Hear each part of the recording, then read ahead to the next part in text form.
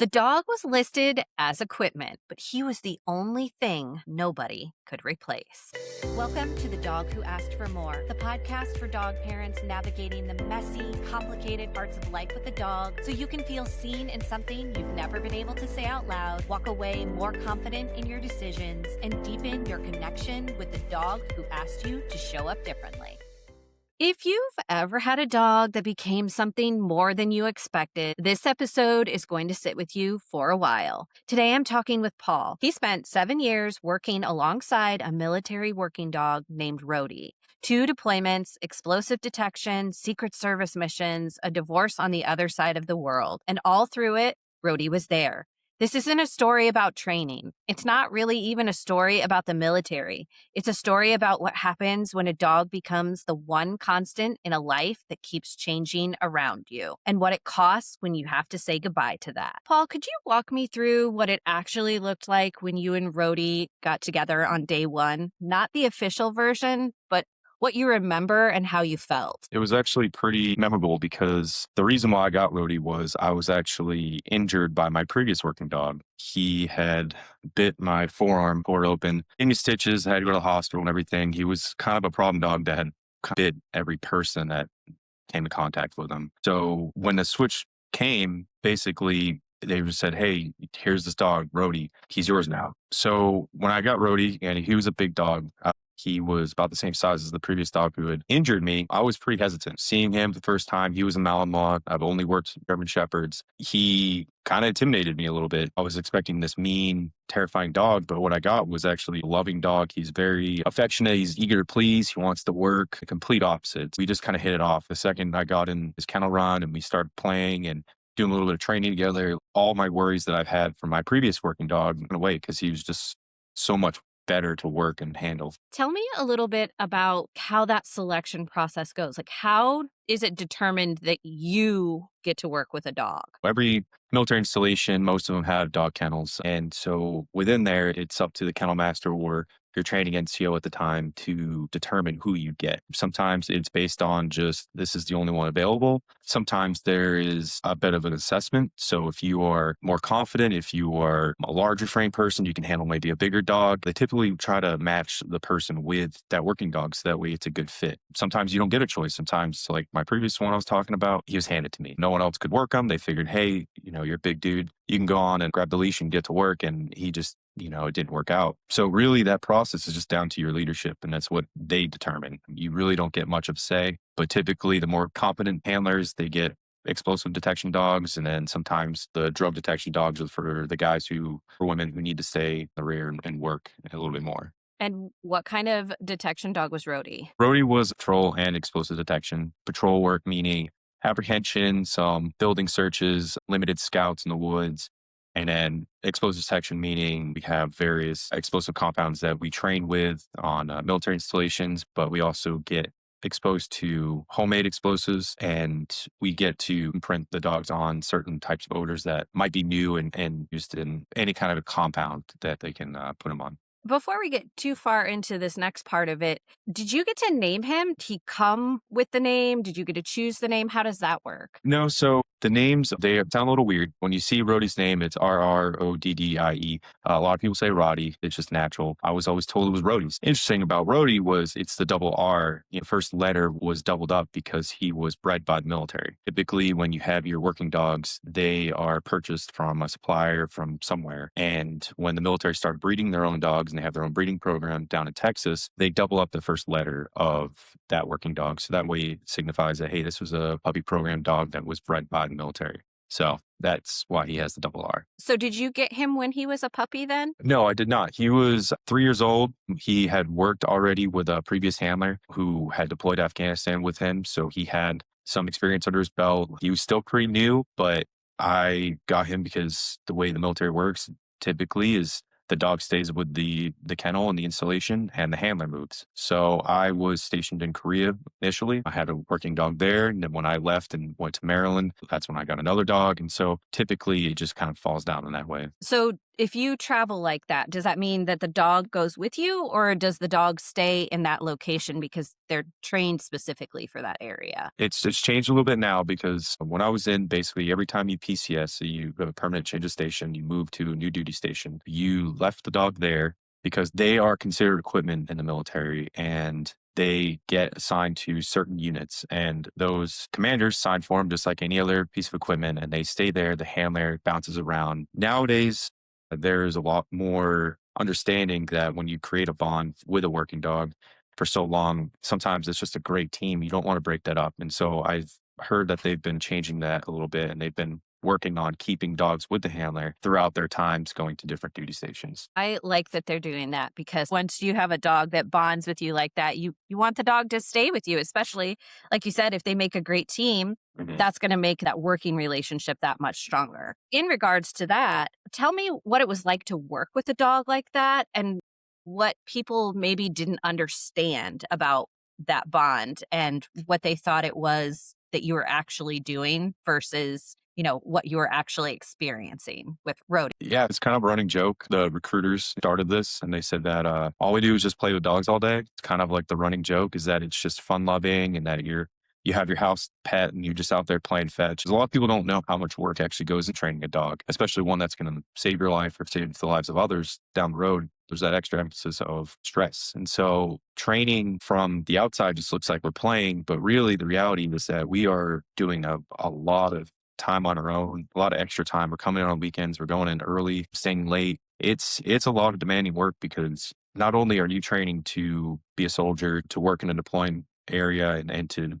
keep yourself alive, now you have to worry about an animal who doesn't know why you're there. They just think that they're playing again and their actions have real consequences. Yeah, it's just a lot extra work that a lot of people just don't see behind the scenes. Tell me what that was like having to send a dog in to inspect something and not knowing if that dog would safely return. It is nerve wracking. There is a part of you that has to disassociate and disengage that attachment because I loved Rody. Over the years, we just formed such a tight bond. It was really hard to sit there and think. We knew there is something down this area and he could potentially die. It hurts. It hurts because it's something that you don't want to do. But the alternative is yourself or the people that you're with. That's a greater responsibility and that's what you're there for. So to send them in, it hurts, but you know in your heart that that's the way you have to do. It's what you need to do to get through that day, to get through the next day, to get through that deployment. When you were deployed, what did Rody ask of you that maybe you weren't expecting? Over the years, I did 2 deployments with him. He'd already had done 1, so he was already in Afghanistan once. The first deployment was in Iraq, and that was during the summertime. It's very hot, over 120 degrees. You get high sun, you get lots of sand. Afghanistan, it was cold. It snowed. Something that I didn't really expect was to be understanding that he was a dog. He was getting older. I had to realize that I could push through and I knew what I was getting into. I knew it was going to be hot. I knew it was going to be hiking. I knew it was going to be rucking and working for days and days. And I don't think you could ever explain to a dog with any sort of training scenario back home what you're going to expect to see when you deploy. He asked for me to be understanding, and that was really hard for me because I knew the consequences. It was hard for me to give him that extra leash, that extra little bit of freedom. I was so rigid and I was so stressed and everything that demanded a lot from him. And I think towards the end, I kind of had to learn he's a living animal and I have to give him that benefit of the doubt that sometimes he's not going to be perfect 100% of the time. I want him to be, but it just can't happen. We had to make it work somehow. That transfers over into pet parenting really well too, because we have all of these expectations of our pets, whether they're dogs or cats, maybe even birds or sometimes horses, where we have this creature that lives in our family, in our home or on our property, and we take care of them. But we have such high expectations about how they should function, how they should act, how they should behave in front of other people. Right. And that's such a human thing that we do to our pets. How do you feel about that now that you're not in the military? It took me some time to get through packing everything that kind of went down. That was my sole focus. That was all I cared about. That was all I needed to do because that was my life. Now I kind of see things a little differently. He wasn't just a working dog. He was my partner. He was a part of me in a way. So I guess I did put a lot more focus and time in there, but I didn't realize how much he was actually doing it for me. Not so much his job, but how much he was doing for me mentally and emotionally. There is that moment for a lot of handlers where the dog just stops being the job and starts becoming something else. It sounded like that happened to you. Can you explain that a little bit more in detail, what that looked like and how it changed you as a person? Oh, definitely. I remember my first deployment. I'd already been with Rody for a little bit. We did a bunch of Secret Service missions. We were traveling the world. We were going along with POTUS, VPOTUS, and a lot of other dignitaries. So we did some work, and all the training back home. It was good.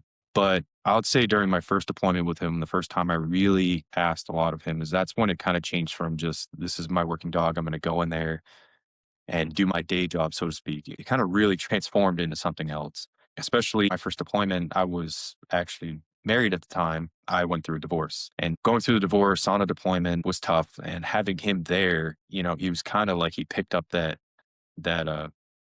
emotional support as well. Well, that role kind of got added on there. It was a job. It was important. I had to get everything done. But at that point, from then on, really, we bonded so much more than I think we would have ever imagined. It's funny how dogs do that. My divorce happened right after I had brain surgery. And so going through something tough, having that recovery, feeling isolated, I relied very heavily on the two dogs that I had at that point in time. It's crazy how much that bond changes, how much it deepens when you're telling all of your secrets to this dog and all of your frustrations to this dog. And they just look at you like you're the best thing in the whole wide world. It's definitely a different kind of support. And I love that for people who are going through something hard, traumatic, some kind of recovery, where they have this creature that has no judgment and just looks at them like they're the best thing in the world. Because I think that is so healing in so many ways. Right. Yeah, Tell definitely. me about when you came home. What was that transition like for you guys, especially coming from some pretty high intensive working environments to now you're home and it's not bomb detection scenting anymore? Transitioning home was different. You kind of understand it's going to happen, but you don't realize it. You are completely alone when you get home. I went from spending every day with Rody, sleeping with him, having other guys around that you're with 24/7. You're eating with them, you're working with them, you're relaxing, chill time with them, you're sleeping in the same area on the ground or wherever. You're constantly doing something with somebody around. You're never really alone. And then transitioning home, you have to put him back. The dogs stay in the kennel. So working dogs, they don't go and sleep in your barracks room with you. They go into the kennels. So it's a facility. It's on post. You put them in there. They're locked up. They get fed and taken out and stuff, but they're not yours. So when I got back, I had to essentially put him away, and then I had to go stay in my area. You have to get used to being alone, and it is a little weird because everyone else, their lives are still going around you. So nothing had changed for them. And so when you get home, it's different for you. So having that constant busy work around that kind of got your mind off things. But when you get home, it's just quiet. And then what about the transition from military life to civilian life? When you left the military, it's my understanding that you took Rody with you, right? And that's not always something that happens. I was lucky in that regard. It almost didn't happen. We got back from my second deployment. It was time for me to PCS. I had to go to a new duty station. And as I said before, the dog stays with the kennels. So even though Rody was 10 at the time, I had pleaded to get him retired. After so many years, I knew where he was at. I knew that he was turning into a liability. He was getting slower. It just happens. 10 years as a Malinois, large Malinois, it's a lot. I was able to retire him, but it wasn't going to happen initially. It was my kennel master's call to keep him, to train with him, to potentially get him ready for the next soldier that was going to need him. And I had to leave. So at that point, I left him. He stayed at the kennels, and then I moved down to Virginia. It wasn't until about 6 months later that I got a call saying, "Hey, he's not working for anybody. He's slower than we thought. You want him?" And of course I said, yes, I want him. So I did the paperwork and I drove up there as soon as I could, picked him up, and I got to bring him home with me. That doesn't happen for a lot of guys. His previous handler, he went off and he's still in the military and he had to do his changeover. I know he wanted Rody. That's how it happens sometimes. But for me, I got very lucky because I really needed him. How long were you guys together after you left the military? He passed away when he was 14, so I retired him around 10 and a half. So it was about 3, 4 years that after retirement that he stayed with me. And let's see, I would say about 2 or 3 years in the civilian world. I guess that's how long I had him outside the military. That's a pretty good long life. 14 is pretty good for a Malinois. Yeah, definitely. Before we wrap up, I want to pause for something I call answering the ask. It's a moment where we shift out of the doing, out of the mission, the training, the deployment, and into something quieter. Because a lot of the time, the hardest part isn't what we're asked to do, it's when we finally let ourselves understand. Can you walk me into a moment with Rody somewhere in those 10 years where something shifted? Not because you did more, but because you saw him differently, or maybe because you saw yourself differently through him. What changed once it landed, not just for Rody, but for you? I think it was when I took him home. When I got to take him home, it was a shift that he wasn't my working dog, that he wasn't my partner. It took me to a point where I was almost like a pet dog owner, but it was somebody that I had to have. When I went anywhere, I brought him with me. I still played with him every single day. I got him his active life that he needed. But when I got him home, it just completely shifted. It wasn't just this is a great dog, this is a great partner. He's keeping me alive. He's doing his job. It came to he was kind of a therapy dog. He was there every time I needed him, and all the times I moved, and all the times that relationships ended or issues with external crises and everything that happens in people's lives. He was there, a constant reminder, and he was my only thing that kept the constant. Everything else changed around me, but he was always there. Another very unique gift that dogs have to provide such an incredible amount of stability in our lives. Rody asked more of you over the years. What did saying yes to Rody cost you, and what did it give you? So I would say that it cost me, I'll never get another dog. I've been asked the last couple of years if I would get another dog. People have asked me, this is a great Malinois, this is a great Border Collie, but there's nothing that's going to ever be mine. So I've kind of made the decision that I'll never get a dog. I'll never have one that's mine. He was it, and that's it. But in that cost, it was something that he provided for me my whole time in the military. That he, how I say, kept me sane, but he kept me stable. It gave me a way to deal with all the stressors of being in the military and being outside the military and that transition to civilian life. He was there.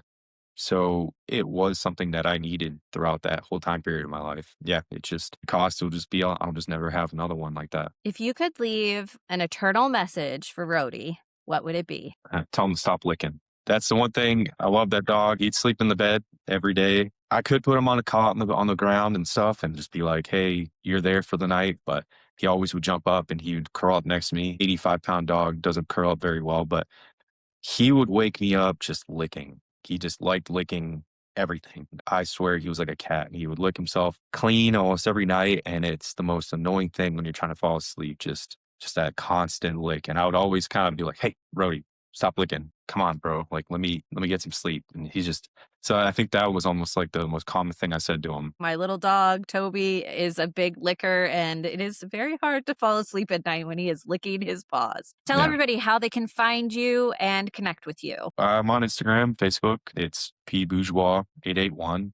I picked 881 because that's Rhodie's tattoo number. All military working dogs, they have tattoos in their ear. Rhodie's was R881. It's my first and last name, and 881, and Facebook. Paul said something near the end of this conversation that I keep coming back to. He said that Rody kept him stable, not sane, stable. And there's a difference. And I think everyone who has leaned on their dog through something they couldn't say out loud knows exactly what that difference feels like. Rody was equipment on paper, and he was the only constant in Paul's life when everything else was changing. That's the thing about dogs. They don't know what you're carrying. They just stay anyway. If you have a dog like that, one who showed up for you in every season you didn't expect to survive, I hope this episode felt like someone finally said it out loud.